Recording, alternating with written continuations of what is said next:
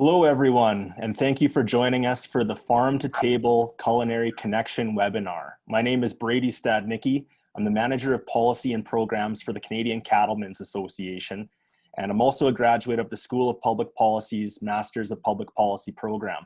I'm thrilled to be hosting today's webinar. The School of Public Policy is Canada's leading policy school, known for its practical research and for bringing people together to discuss important issues with experts, which is what we're here to do today.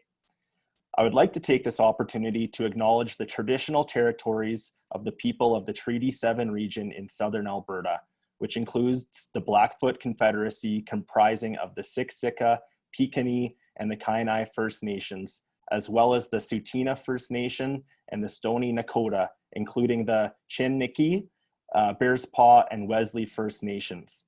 The City of Calgary is also home to the Métis Nation of Alberta, Region 3. I'd now like to introduce our panel members for today, and they're gonna join on the screen here right now. First, we have Krish Nair, who is a dual executive sous chef at the Marriott Hotels, and he's also the Chopped Canada winner of season 3. Welcome, Krish.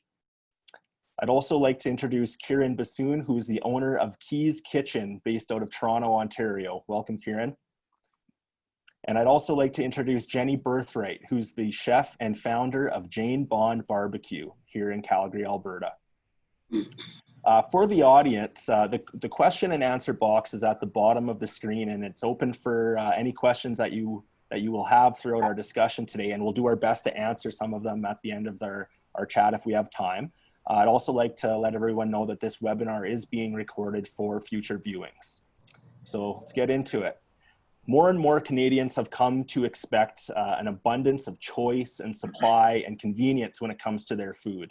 This means everything from, having fully stocked grocery shelves to delivery of hot prepared restaurant meals using, your favorite Uber Eats or Skip the Dishes, having at-home subscription boxes, and of course, a rich diversity of restaurants.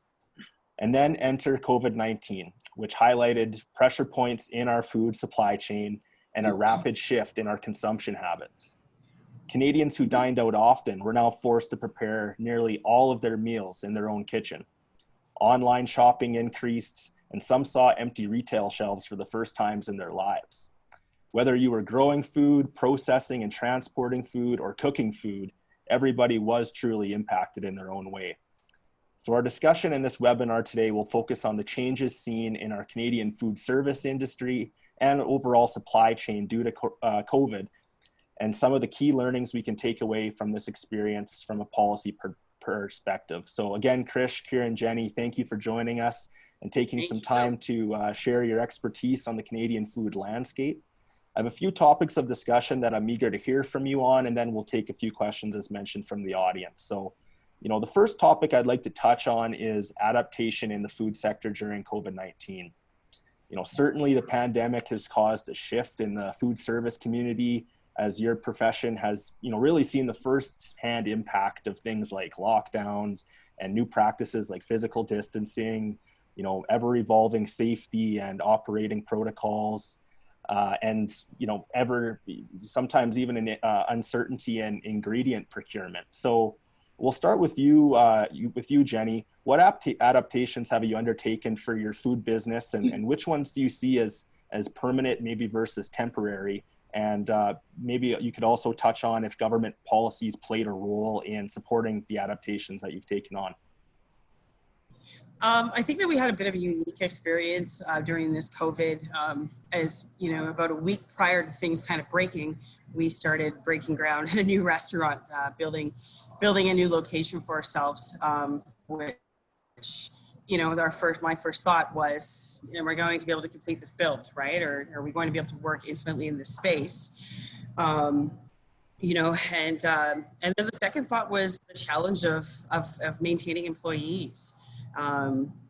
Just through the safety and with the offering of the CERB, I'd say that for us, certainly that was one of our biggest challenges, was keeping our operation going through that time, being able to, to keep our employees rolling, to keep the business going. So, and I think one of the adaptations that we had to make in Fortunately, we're owner operated and we're extremely gritty.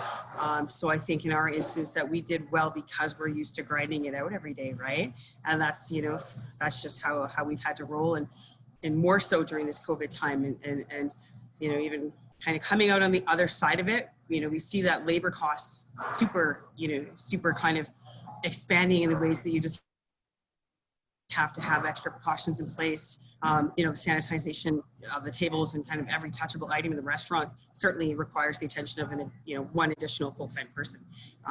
And so when you see your sales decreasing, in our case, we've pretty much lost an entire catering season, which is half of our business, after investing in a new build of a restaurant.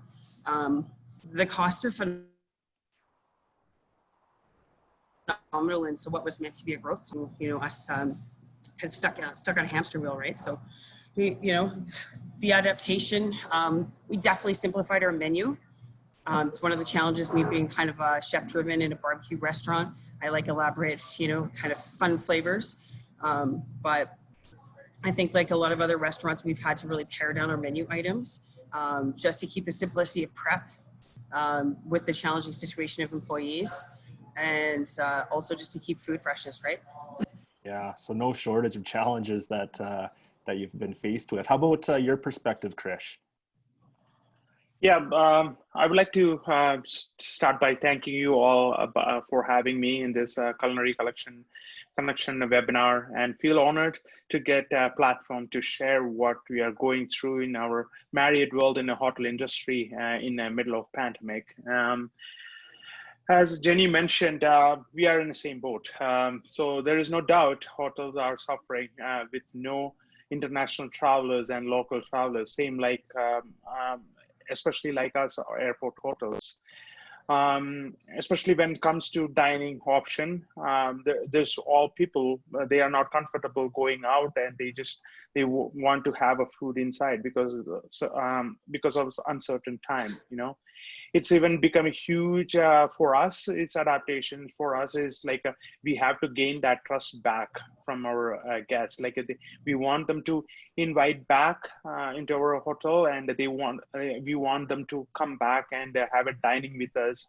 So we have to gain that trust by ensuring that our safety of our staff and the guest, by adapting ideas like a QR menu code, menu and the contactless ordering and payment option all got feasible in no time. And for following strict guidelines with a healthcare protocol, and following this hygiene and safe distance, practice wearing a mask all the time. And it's all become a part of our new normal. It's and I agree that some people have some difficulties in those who are lacking in the technology world. But I personally believe that those changes, what we are going through, it's going to stay for a long time, because it's a cost effective and very easy to implement, and it's gained the popularity among the people. As far as the government thing, I feel like they did pretty well. Nobody expected this pandemic going to be this worst, and everybody experiencing the first time. And they are same like us. The government is figuring out what is the next. What they can do. So like a 4 million same board like me. I am in a wage subsidy, and I'm all of my colleague and myself was scared, like what's going to happen after December, if the wage subsidy is not going to extend, or things going to be worse, because we need to support our community and my family. So the good news is, like what I heard from today's news, is they might extend their wage subsidy till 2021 summer. If I'm looking forward more update on that, but overall, I think government did a pretty good support for us. But we expect more. Like we are struggling like anything. Yeah, no, thanks for sharing that, Krish. And yeah. Again, just hard to imagine some of the some of the challenges that you've dealt with over the past number of months. And Absolutely. you know, Kieran, I want to shift the conversation a little bit here, you know, away from adaptation, and certainly I know that that you would have had very similar experiences, I would imagine, as our other panelists have outlined. But you know, shifting it to, you know, the evolving relationship that Canadians may have had with their food throughout this experience. So, you know, for those of us that are in agriculture and the food industry, you know, having conversations with consumers about their food and how it's prepared and where it comes from, you know, that's long been, you know, a top priority, and I know it continues to be, you know, in your profession. So, and in my view, like I strongly believe that the pandemic has increased the profile of food and how food's produced for many Canadians. So, you know, being an expert in the culinary industry, food obviously being a key component of your life, you know, how do you think, you know, on a broader level, Canadians, the relationship that Canadians have had with their food has changed in the past 6 months? Thanks, Brady, for the question. Thank you so much for having me on this quite illustrious panel. I truly appreciate it, especially being the only plant-based chef on the scene here. So I appreciate this. I honestly think that COVID has brought people closer to food.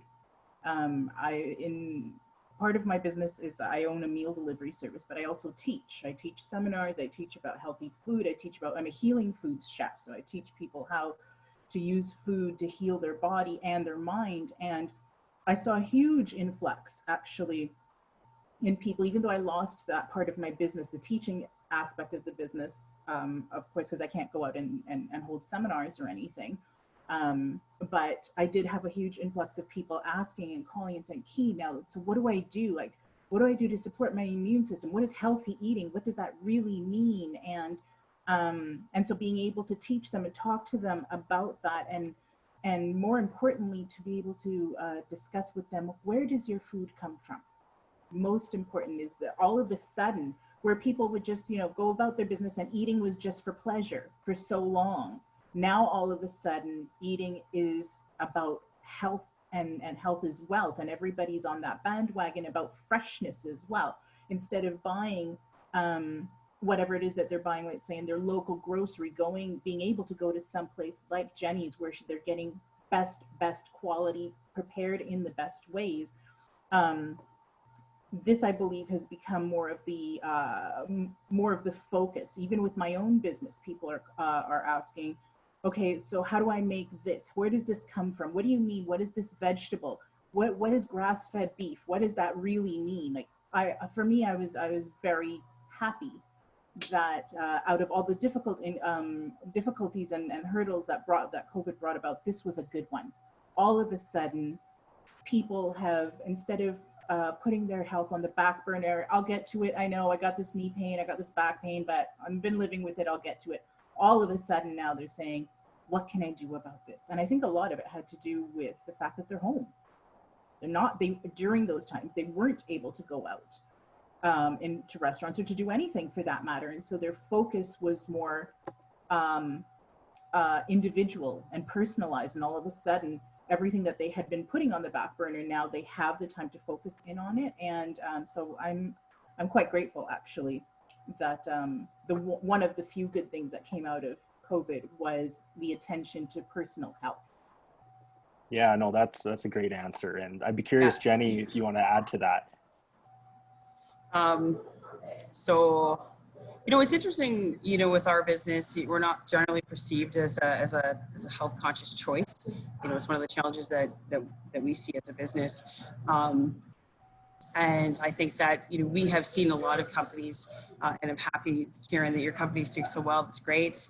And I also agree that it's wonderful that people are turning a positive eye towards food and where their food is coming from and self-care. And so I think that, you know, it's kind of forced us to look at where we're going to grow in terms of being able to offer, you know, a more perceptually healthy menu. You know, for us, we're considering the meal delivery program, which I think is, you know, that's here to stay. You know, it's kind of, the world has shifted towards that convenience, and a lot of people are still not ready to come out and take the risk of being, you know, in our physical space.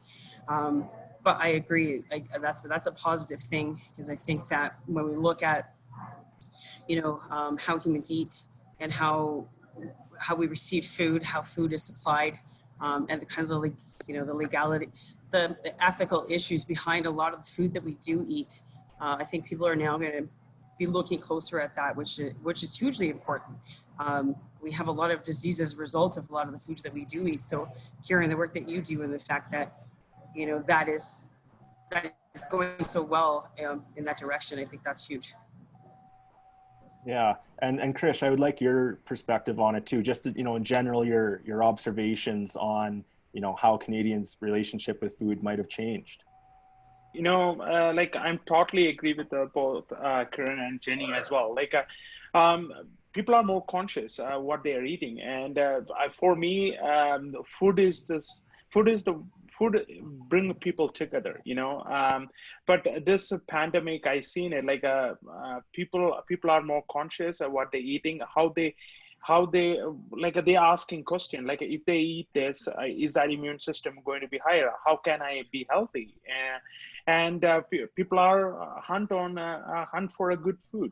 They instead of going out and instead of going spending money outside, they want to be, which is bad for our business, but I understand. But they are, at least they are trying, and they're buying food from the market and fresh vegetables, and they are doing experiment at home, and they are tasting real food. Some of my friends, they want a fruit salad, they literally open a can and eat it before. Now they are literally like they can taste the apple, they are literally tasting the fresh tomatoes, fresh apple, fresh asparagus. Like the connection between the people and food become more closer. Like some people don't even know what is kohlrabi and spinach. Like some of my friends, and it's going to be a surprise for a lot of people. They don't know what is spinach, but it's a fact. Like some people don't know what is spinach. What is real tomatoes look like, but right now they're pro at cooking. Like they know how to use a knife, and they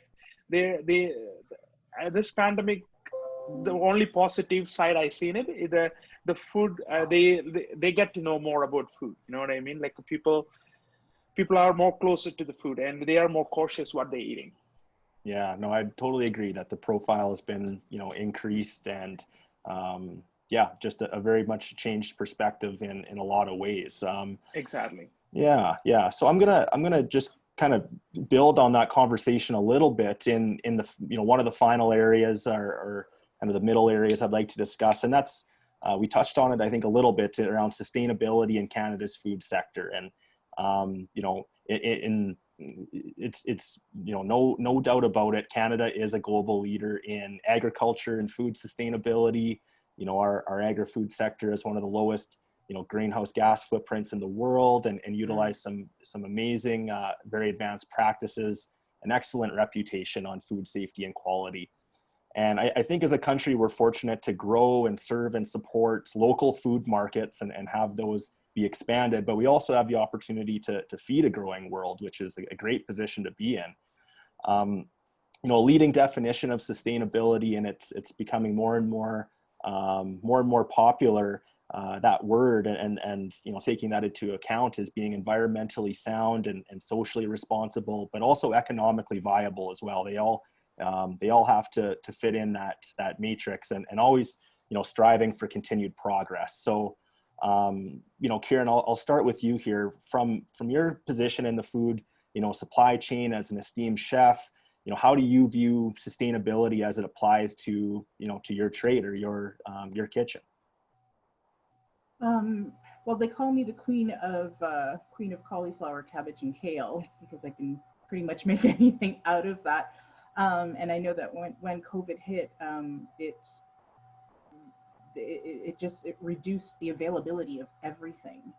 And of course, in the reduced availability was the increase in pricing as well. And as much as everybody tries to use as much agri-food as possible. I think where things could improve moving forward would be in maybe some kind of programs or subsidies where vegetable farmers, because of course I can only speak on behalf of the vegetable, fruits and veggie guys,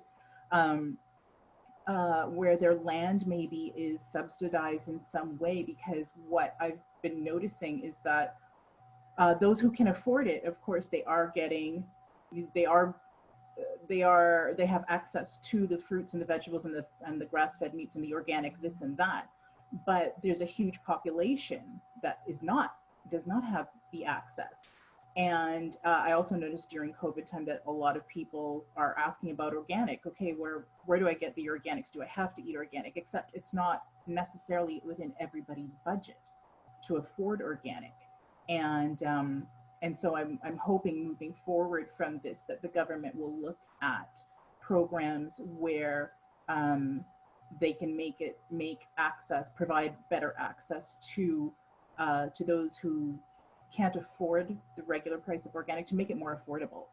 And in terms of sustainability, just to continue to supply us, to provide the resources necessary for the farmers, so that we, as the chefs who are doing the feeding, so that we, the last people on the chain, that we could give them the produce that this great country has to offer, rather than bringing in peppers from Peru, and nothing against Peru, of course, but if we can grow them in greenhouses or in any way, shape, or form within Canada, so that when we go to pick it, it's pretty much, go in your backyard and pick a fresh pepper, and the smell and the taste and the sweetness is so much more than having it shipped green on a truck. If there is some way to implement a program where we can have these things more readily available, Canada has so much to offer in grains and fruits and vegetables and animal products that I honestly, aside from tropical fruits, why would we have to get anything from outside? Yeah, no, thanks for, great insight there, Kieran. And I'd move it over to Jenny for, your thoughts, similar, different on, I guess, sustainability and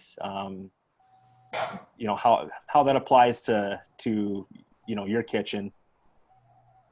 Yeah, well, what I really, similarly with Kieran, we felt a pinch on products certainly through the COVID time, and to the point where one of the wholesale places where we shop, where you generally don't see the public, it was just kind of ravenous with just the public clearing out the shelves. It was incredible to see.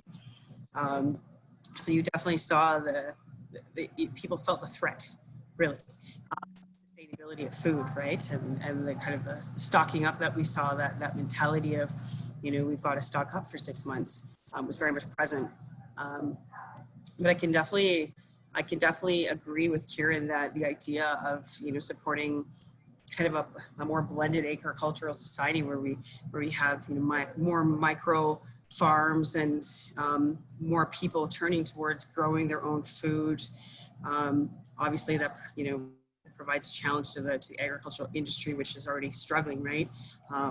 But in terms of being able to, promote a cross kind of pollinated agricultural society, it sounds like a sound plan, to the point where my wife and myself have often, in these past few months, thought about having a garden of our own to kind of draw from. We make a kale Caesar salad, and having product like that on hand, and like Kieran says as well, the flavors are going to be much more robust when they're coming right from home.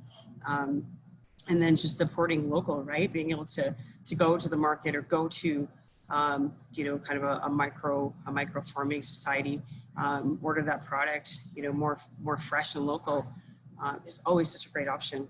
And I think that right now we're seeing a great trend towards people and businesses both wanting to support one another in a local fashion. And I think that will keep our economy strong, and it'll force us to kind of trend forward and find solutions. Yeah, no, I really appreciate that answer, Jenny. And Krish, I was hoping that you could weigh in on the discussion there. I see. Yeah, it looks like you'd absolutely. like to. I love sustainability. So sustainability is something is huge I'm looking for, and I'm I really a big supporter of supporting a local farmers and local suppliers. For me as a chef, they are real heroes. You know, they are there. They are in the early morning, 4 o'clock. They are going to the farm. They're taking care of the vegetables. They're taking care of the cows or goat, you know, whatever they're doing. You know, they are real heroes. If I want a fresh tomato, I pick up a call and I pick up a phone and ask them, like, they bring real tomatoes, not from California. I've been sitting there in the food truck for days. You know, I cannot smell, it's already dead. I cannot smell anything and there's no flavor out of it. But if I buy locally and that thing is never went into the fridge, and I can literally smell the tomatoes, real tomatoes, and they can smell the garden, you know. So and plus building a relationship with the farmers, and it's huge for the chefs, you know. They're getting know them, and it's become part of family, you know. Like, for example, like, for me, as a chef is a game changer. Like, he can, yeah, like, if you want to do it, like, if for me, when I'm doing my menu engineering, like, I always try to put as much local in my menu. You know what I mean? Like local vegetables, local meat. Like uh, even though, like, we are as an Albertan, as a Canadian, we are so blessed with local suppliers and local farmers and local vendors. You know, like so why can't we use that opportunity to use that up? You know, so like when I'm making our menu, I always like a Poplar Bluff. One of the things, potatoes I buy from them. It's Red Hat tomatoes, Fairwind Farm. Goat feta from there, you know, Chinook honey, it is just across Calgary, and Borden Farm chicken.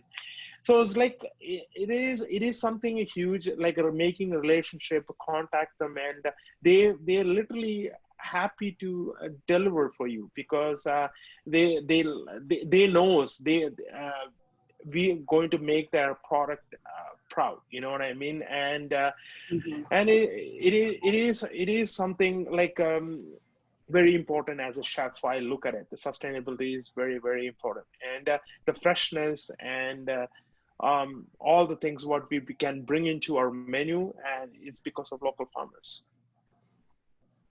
No, thanks for that, Krish. And, you know, coming from more of the agricultural, you know, earlier on in the primary production side, I can say that, you know, that sentiment is shared about, you know, wanting to build stronger relationships all throughout the, you know, the Exactly. food supply chain. So that's great to hear. So one more thing, sorry to the thing is, especially like in COVID time, or this pandemic time, traceability is going to be a biggest factor, is going to be in the future, you know. Like for example, like if I'm buying a vegetables, or if I'm buying a pork or a fish, I want to know where this coming from, and when this how they've been grown, and when this been caught, or when this been slaughtered, and what is the date it's been processed. You know, we want to know the traceability, so that there is no disease, or there is no negative things going to happen. You know, so how we can easily trace it, because then we can, like, if you buy locally, I can call them, I can ask them any question I have. So buying locally is going to be huge in the future, and Yeah, have to be. No, thanks for your perspective there. Yeah. Before I move on to my last question, I just wanted to remind the audience that the Q&A box is open. I haven't seen anything roll in yet, but we sure would like to take some questions from the audience. So, you know, you can enter it in there, and I'd be happy to read it off to the group. You know, kind of as we're closing out here, and oh, great, we've got one in, so that's perfect. But as we're closing off here, you know, and I think getting, you know, right down to, you know, where you see things today and where you see things going, you know, what opportunities and challenges do you see for the restaurants and food service industry as we, you know, we're working through this pandemic? Things were, you know, felt a little bit more normal-ish this summer, and you know, as we're moving into the kind of the fall and the winter, I think there's still a lot of uncertainty. And I you know, I think we all really believe that the food industry can be a, you know, a driver of recovery for our country, and within our communities. So, what opportunities do you see for the sector, restaurants, culinary specifically, going forward, or challenges as well, in the next, let's say 6 months to a year? And I'll go with you, Jenny, first. Yeah, sure. Well, I definitely, already kind of heading into the fall, typically we expect that this season is picking up for our business. People in the summertime, they're wanting to do the camping and, going on road trips and stuff. So we see a change already, which is posing a challenge for our revenue. And, I think it means that people are going to choose to stay home. They're going to stay home more. They're going to do things like this. They're going to do things like, watching cooking demonstrations and, taking the time to really kind of depth in their skills around culinary, which is fantastic. But as a result, I think we're going to see a lot more restaurants struggling moving over the next few months. And we're feeling that pinch, certainly. And I think it's just a matter of adaptation, and that's why we're here having this chat, right? We're kind of, looking at ideas and taking ideas from other people as well, and just figuring out how to survive and kind of thrive in this new setting. And so for us, that's certainly something that, we're at the drawing board on a daily basis, trying to figure out from week to week, what are the challenges going to be ahead. And, for example, we know that typically our catering season is a really strong part of our business. And I think that we need to anticipate that we won't have, 200 and 300 people caterings. And I don't think that that's something that's going to change anytime soon, the distancing that people will want to maintain. So from that perspective, we'll need to look at new avenues of business and or, frequencies of business in that respect. So, yeah. Yeah, no, that's great perspective. Kieran, I'd really enjoy hearing from you on that as well. I would just add on to exactly or say exactly what Jenny has said, that I think everybody in the food business needs to accept that things are not going to be what they used to be. Whatever normal was, that's not coming back anytime before January. So for myself, my catering, the catering end of my business is huge in the fall coming into winter, especially around Christmas. And I've accepted that I'm not going to have those big orders anymore, because we're not catering to 80, 100, 200 people anymore. But what I'm hoping to see happen, because people aren't going to stop wanting to eat outside food. There's nobody, at least that I'm aware of in my circle of followers and friends, who wants to eat their own food every day of their life. They definitely want a break from the kitchen. So I'm grateful for that. So they are going to want to order, but I think we're going to see multiple orders of much smaller amounts. So as the back of house, it's going to be probably more. We might have to have more people on staff, and the budgets we're going to have to definitely make a change to that catering menu as to what products we can offer based on the volume of purchases we're going to get. That's going to be a huge change, and I think I just reiterate what Jenny said, really. Yeah, no, both great perspectives, and Krish, I'll let you weigh in as the last one. Yeah, here. Definitely. As we know, we are in a pandemic, and it's not going to be better soon. I think I hope it's going to be better soon, but it's not going in the right direction right now. But what we fortunate with, we have a stronger community especially in Canada, in Alberta, in Calgary. We support each other. We have our back, supporting any restaurant or locally or farmers or anything like that. We support each other, then we can come through this difficult time, and that's what I believe.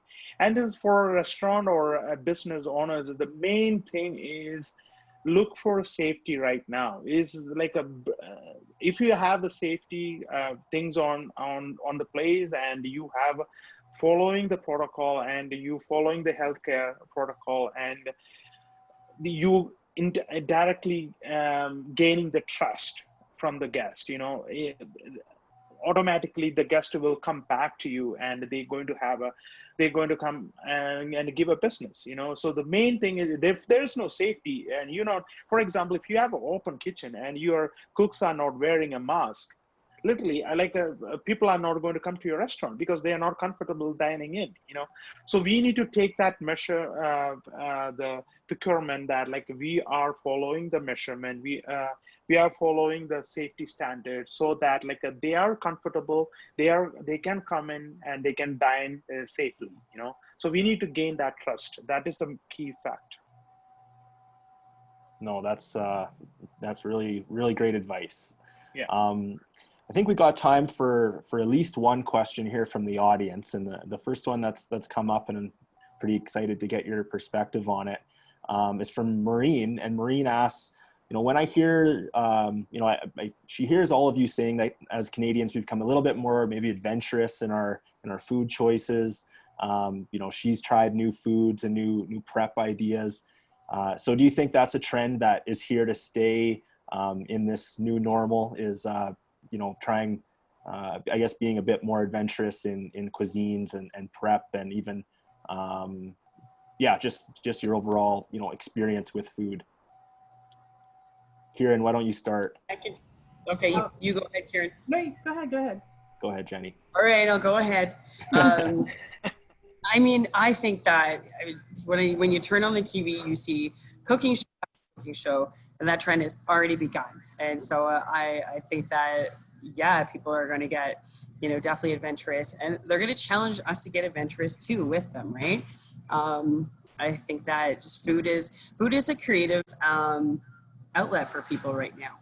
And certainly for me, I find myself kind of delving into the culinary aspect of my job more and more in this time, and it brings a comfort. And so I think that yes, and I'm definitely open into some culinary challenges if anybody has any for me here at the restaurant too. Awesome, Jenny. Go ahead now, Kieran, on your thoughts.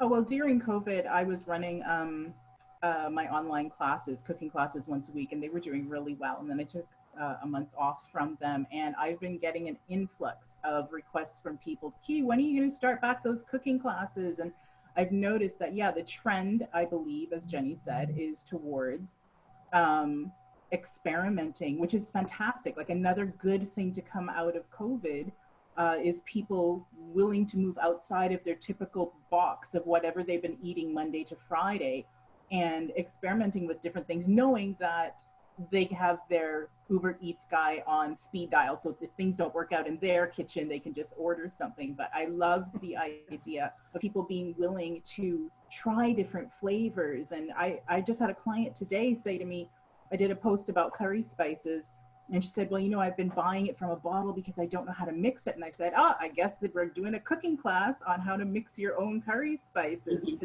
And this is somebody who, you know, she's never even attempted in the past to have that level of flavor in her food, let's say. So I think that the trend of wanting to experiment, move outside of your comfort zone is definitely on the up and up for sure. Yeah. No, great perspective there. And Krish, I'll give you the last word. Definitely. Oh, thank you. So yeah, we are going back to that topic, relationship with the Canadian. Like it's change. Basically, it's a good change. Actually, it's like people are more cautious, and people want to try new food, and they want to cook. They want to feel like how the tomatoes, how the vegetables, how the meat. Like they want to literally feel real food, and they are. I hope they're not going to go after COVID. Also, they're not going to go back. Canned food anymore. So they want to try out. They want to. Their palates is being ready for a new taste and after tasting that real tomato, they never going to go back the canned tomatoes anymore. And it's good for restaurant as well. Like after we are ready to open, they are searching for the restaurant those who are doing a real good food. You know, they are those who are supporting the locals, and they are those who are buying a local food. They will do a lot of research on your restaurants, and the restaurant have to be ready for that as well. So we have to deliver real food as well with for the guests, because their palates will be so different than what was before and right now. You know, so it's going to be a challenge for us. Yeah, no, absolutely. But I like the way we kind of finished it off with, I think a silver lining, and certainly a kind of a next step for Canadians and how they interact with food, because Yeah. such an important topic for our country, and one that obviously the School of Public Policy is focusing on more and more. So with that, I think we're at our limit for the webinar today. So maybe I just give you each 30 seconds just for some closing remarks that you'd like to make at the end here. And Krish, I'll have you start, and then we'll wrap things up with moving into the cooking demonstration. Yes, thank you. It's been great. We want more of this conversation, more and more, so that like we can learn from each other. We like. There is no boundaries for knowledge. Like I want to learn something from Jenny or Kiran.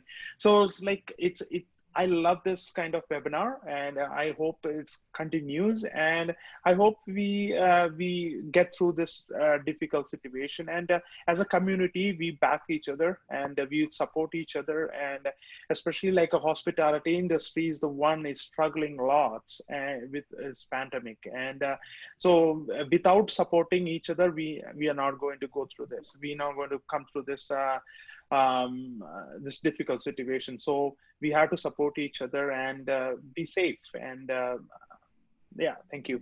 Yeah, very well said, Krish. Thank you. Kiran, go ahead. I echo what Krish said, and in supporting each other, and I as well would love to see more of these types of conversations. I hope that the three of us have said something to hopefully influence future policies and making local food more accessible to the majorities, even in those in more of the rural towns, because we all live in the big cities and we all have access to everything, but I'm more concerned about those who don't have easy access. So I hope we've said something that influences some form of policy to bring the local foods to those areas that are not accessing it as easily as hopefully they will in the future. And of course, as Krish said, hospitality, restaurants, like we just have to keep continuing to support each other. It was the sector that was hit the hardest. It's still not up and functioning properly like all other businesses, really. And so I hope that the government continues to do whatever is possible to support this industry, because I believe it is a huge, huge part of the Canadian income overall. Yeah, no, great point. Great point. And thank you again for today, Kiran, and Jenny. I'll pass the last word on to you. Yeah, certainly. I'm excited that these kinds of conversations are coming to light, and that people are becoming more aware about what we're putting in our bodies.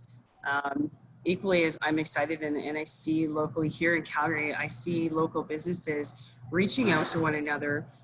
We certainly have felt that support and are very appreciative, to the community mindedness that has come from this situation. And I hope that all individuals can kind of adapt and maintain that through this hard time, and just be positive and warm and engaging with one another. So, I thank you to Krish and to Kiran.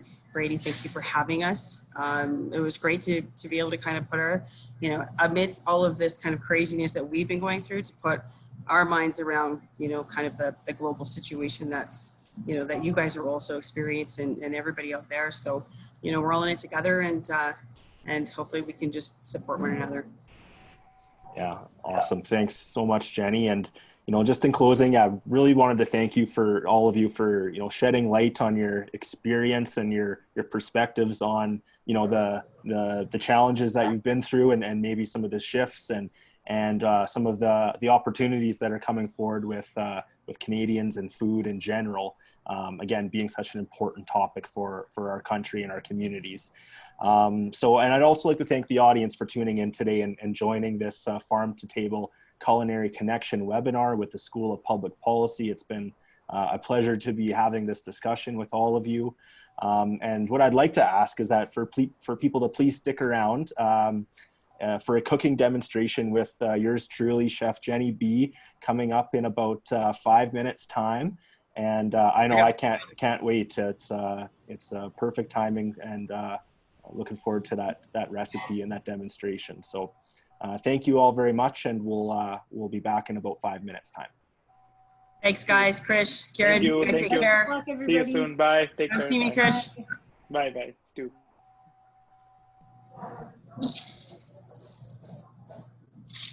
All right.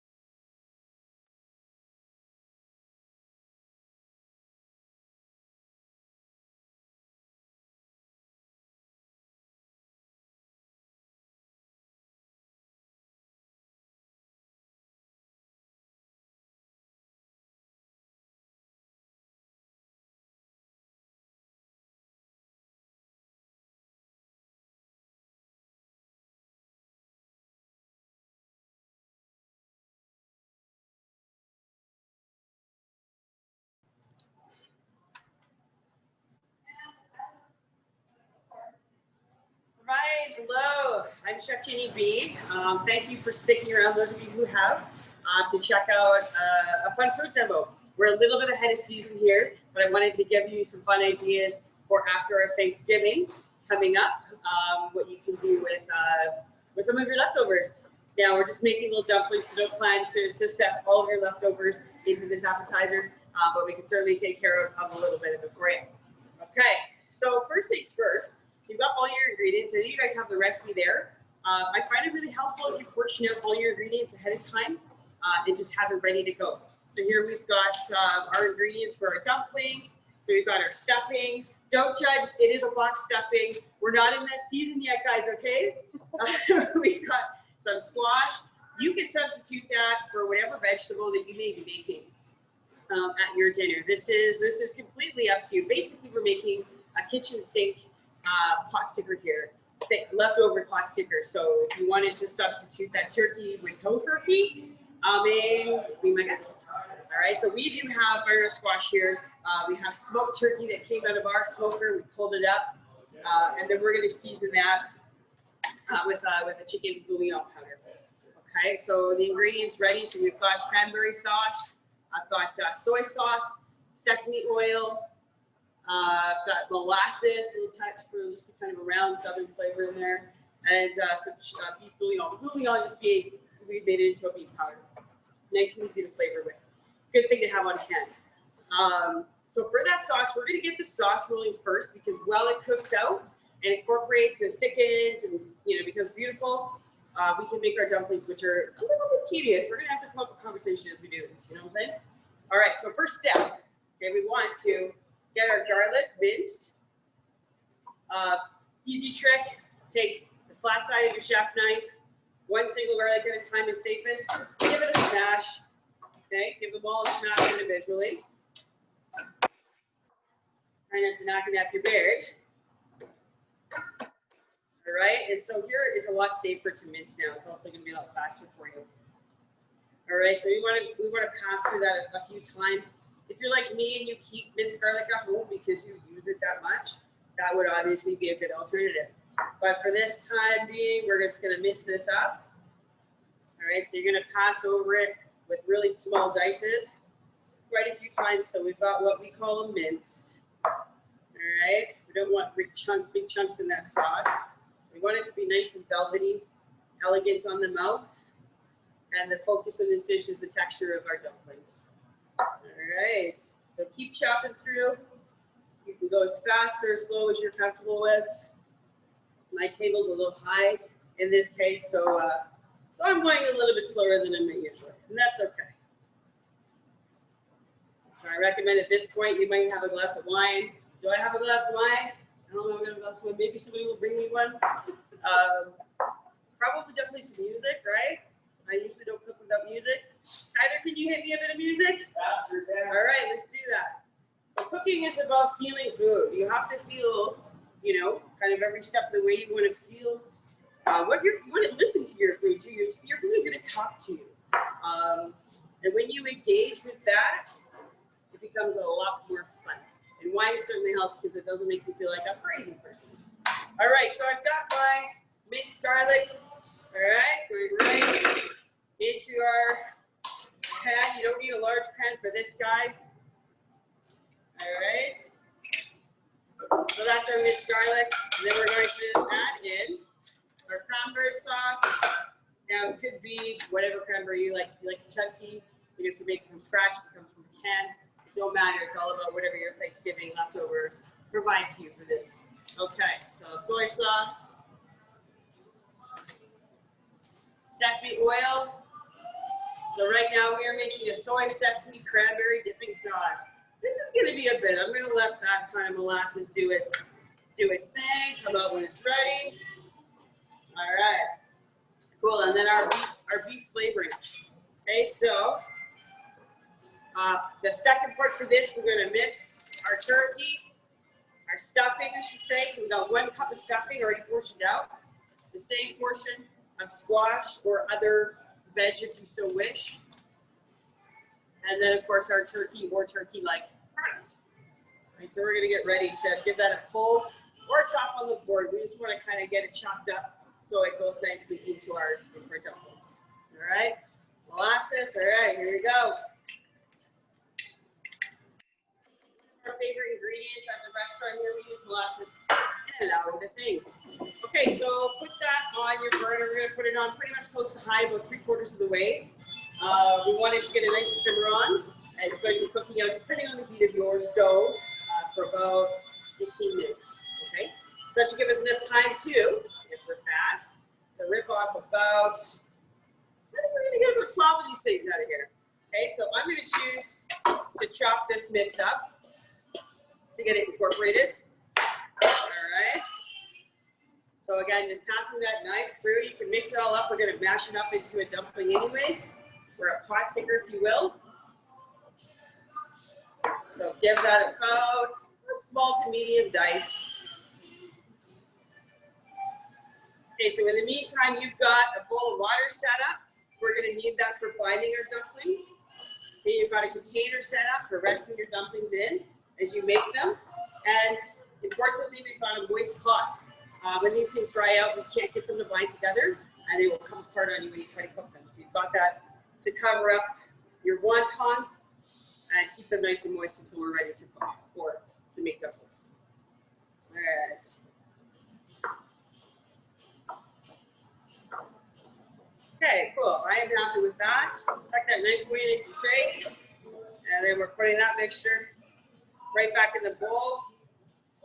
Now this is kind of a messy affair, so don't feel shy to get your hands right in there. It's kind of what we're doing. We're using our hands, right? Okay, so make sure they're nice and clean, guys. All right. So we got our mixture. We got those 3 items together. We've got our sauce that's kind of doing its thing. I'm going to turn that up. You can even throw a lid on it if you want it to kind of heat up faster. I think we'll do 8 at a time. Get that mixed. Okay, so our first wonton wrapper. Everybody likes the wonton. This little square guy. Okay, so we're gonna put it. Get this out of the way. Oh, we gotta season that mix. All right, there we go. So just put it right down on your surface, your board. Not somewhere wet. We are going to wet the edges of this bad boy so that we can get the edges to stick together. So you're gonna dip in your water, and you're going to just wet basically a corner. Okay, so 2 sides joining. Leave the other 2 unwet. You don't want it to get too much water, all right? Otherwise, you're not going to get a very good stick. All right, so we got that ready to roll. You got a tablespoon. Let's mix that seasoning into our mixture masher. And then we're going to spoon, not quite a full tablespoon. Again, if you put too much in here, you're going to have a hard time wrapping. It's going to want to come out the sides. So we're kind of like a light tablespoon is what I'm going to call it, all right? So we're looking like this, guys. The wonton filling, then we're taking our dry edge, matching with our moist edge, and then we are basically squishing together the sides. All right, so you can press them. Might be easier at first to press it right on the board, and then you can pick it up and give it an extra squish. What you want to avoid is that these things, the sides open up and then all your filling comes up when you're trying to get it cooked. So give it an extra squish to get that binded. There we go. I mean, it looks like a ravioli, you know? Okay, cool. So there's our first leftover dumpling. All right, place it in the container and continue on. All right, who's gonna do this the fastest? Hopefully it's me. All right, so I figure we're gonna get probably upwards of 12 out of this, but for our purposes today, for this demonstration, I'm gonna make 8. You make as many as you like, all right? You make as many as your mixture is gonna feed, or you're gonna get out of it. And then if you wanna make more, that's totally up to you. Just double up, triple up, as you wish, okay? So as I said with my moist cloth, I'm just gonna put it over top of this insert that has my dumpling in there, just to keep it protected, all right?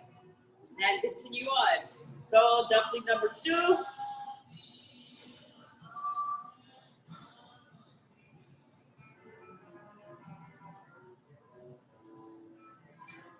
Right, nice and good squish.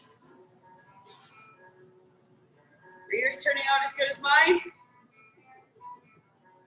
I gotta broke that one. This is part of the fun though. All right, cool. Dumpling number 2. Let's see how our sauce is doing here. It's coming along. We're gonna have to heat up our oil after this in order to get these dumplings frying. This is where we get the pot sticker. So we want this sauce to finish here in about the next 8 to 10 minutes. So make sure that if you're not getting a nice, starting to get a nice simmer, turn it up, all right? Now I'm working with something a little less powerful than I normally would be, so it might take a little bit longer than usual on my end here, but we'll just keep making dumplings. All right. So, what am I thankful for? My wife asks me this all the time. So, Jenny, you gotta work on your gratefulness. You know? And I think about it, and truly I do. I get so caught up with work and the hustle and bustle of life. And, you know, this is a good moment to think about what am I grateful for. Well, there's Freckles. Freckles is my sidekick, as you might have imagined. She's a Shih Tzu Chihuahua, and she's probably at home watching. Freckles has been with me for 13 years, and now has a little playmate of her own, Kinjo.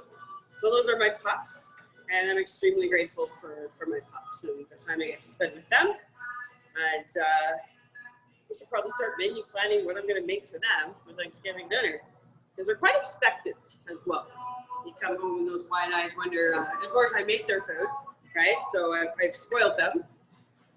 And so now it's kind of a constant menu planning. Not only does my wife kind of look at me with those wide eyes, the puppies do too.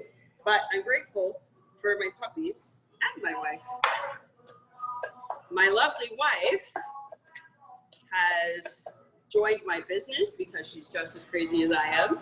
And she has quickly become my best cook.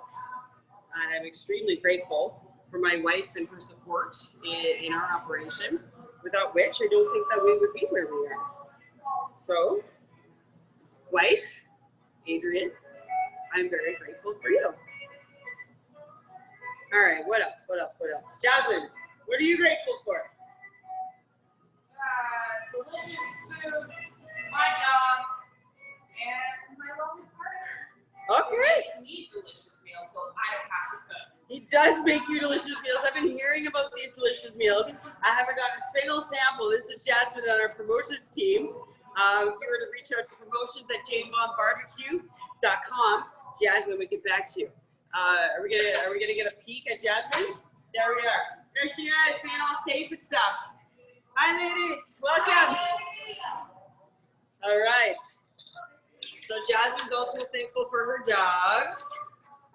And I also haven't met her dog yet, so I think we're due for a dog date soon, right? JJ's friend meeting. Little JJ. That's awesome. We actually, so we just renovated our house and we're getting ready to renovate the upstairs. And so we have this dog downstairs, you know, with our new renter. She's just so adorable. Her name is Alistair. And so while her daddy's at work every day, we just kind of, and of course he said, you know, you're welcome to hang out with her. So she has company. We open the door up and now little Alistair comes and joins us on our walks. And yeah, it's pretty cool because we're at opposite working schedules. So grateful for the puppies. Cheers to all the puppies out there watching. Okay, what dumpling are you on? I'm on 5. My sauce is not coming along as well as fast as I had hoped that it would, but let's see what's going on here. Slowly. This burner is a bit of a challenge. Well, we decided that in the restaurant we didn't have enough space or space really to do the demo in the kitchen here at the restaurant. So that's okay. We're gonna get there. So grateful. I'm also grateful for my mom. My mom, who taught me a lot about life. She taught me my critical thinking skills. She taught me, you know, my moral code I got from my mom. And I think I got a decent one, you know, and to try to be a pretty good human being. So I'm grateful for my mom, who also allowed me to branch out and try so many different things as a child to figure out really what it is that I love to do. And I'm so grateful to be able to do what I love to do. A lot of people don't realize that they have that power. And yeah, just being here and making food for all 11 people, it's quite empowering to be able to choose to do that every day. So that's cool. All right.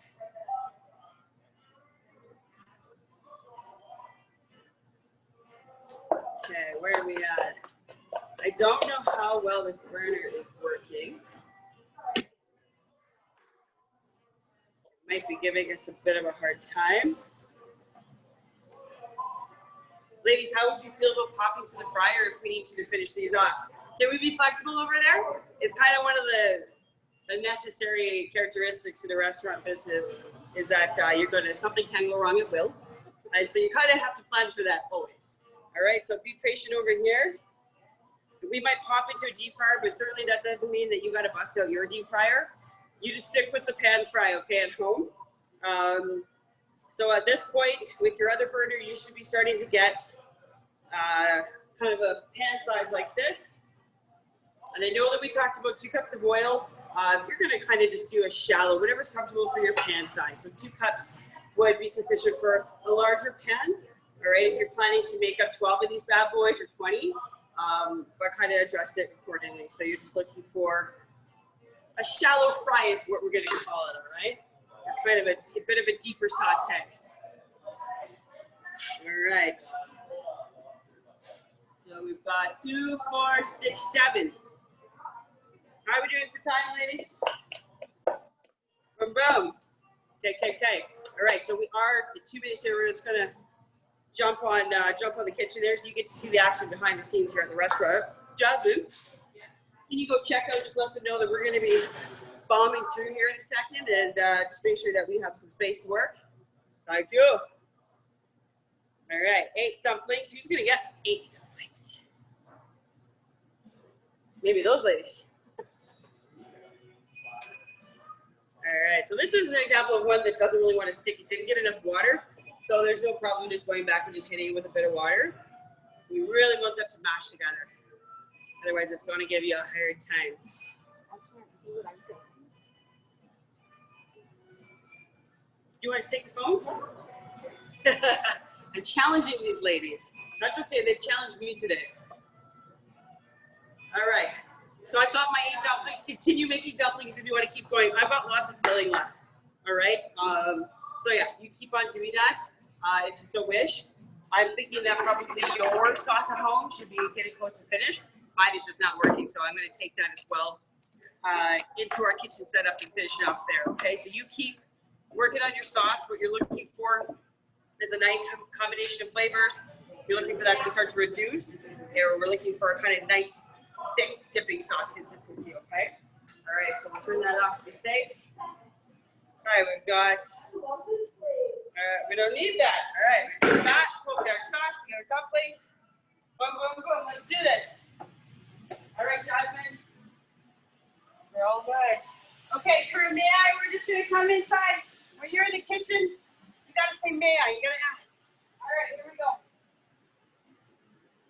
All right, so this is a proper cooking skill. That'll get that done real quick. What we'll do is just throw a lid. I'll get that faster. Okay, so our dumplings, modified to our restaurant, but at home you're gonna stick with that pan fry.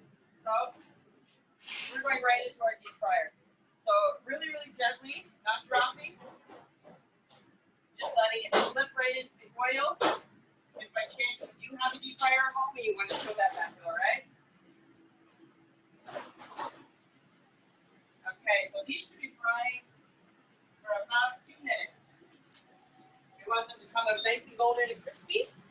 And in the meantime, I'm going to get my plate ready because I think this is all going to come together at the same time.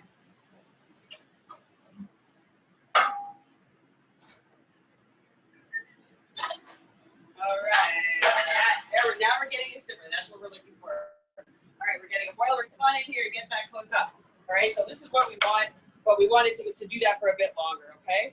Nice, rolling simmer. So I've got that on high now. I don't want that to burn, but I do want it to basically boil for a couple of minutes, and then I'll let it finish on a softer. Okay, coming in here, we've got our pot stickers or fried dumplings. I'm just going to give them a turn. So at home, you're going to turn your dumplings. And remember, when you put your dumplings in the pan, they have to be hot. Okay, you need a nice hot pan. So again, you're almost at a high heat. A good way to test is to flick a little bit of water in there. You should get a strong bubble. All right. If you don't put these in when they're hot, when the oil's hot, it's stick. All right. Probably why they call them pot stickers. But we don't really want them to stick. Cool. All right. So you're going to fry them on one side for 2 minutes, and then turn them over very carefully and fry the other side for 2 minutes. Okay. All right. Oh, now we're getting a nice bubble. Look at that. Lovely. So now a little bit thin. Looking for that to reduce. Okay, we're gonna leave that on.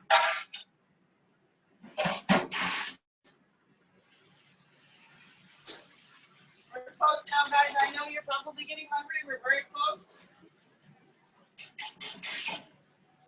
All right, so setting up plating. If you have some kind of garnish that you want to accompany with, do you know what I'm gonna do? You stay here. I'm gonna go get a little bit of our house slaw. All right.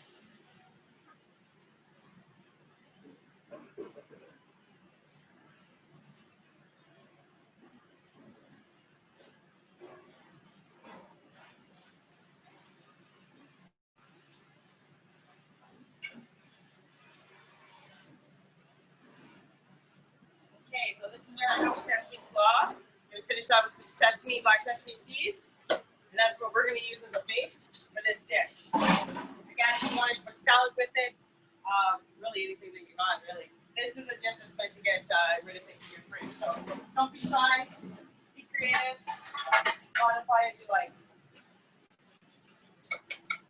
Okay, cool. Now if you'll just leave the lid off, I want it to reduce. Get nice and hot, where you need it to be. So we're going to let that reduce while I plate these pot stickers.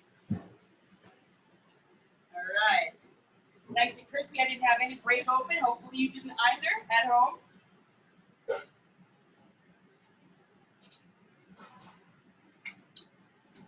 All right, so this portion I made is a nice appetizer size for 2 or 3 people, or a meal for 1. Again, like I said, if you want to keep on, you got the filling and the sauce to certainly do so. Okay, so we got our pot stickers there.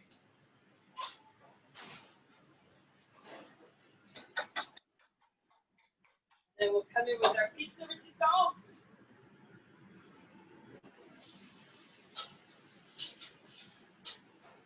And like I said, compromise. What's the word? Anyways, you might have to change the plan a lot last minute in the kitchen, and that's what the fun is all about. So here we have a cranberry sesame story. We've got those nice chunks of garlic. See how that's thickened? If you want it thicker, please go ahead and keep it on. All right. If you leave it a little bit thinner, it'll go farther as well. So from here, we just want to drizzle that nice sesame soy cranberry sauce all over those lovely fried leftover turkey dinner dumplings. Boom, boom, boom. All right. That's it. Thank you so much, guys.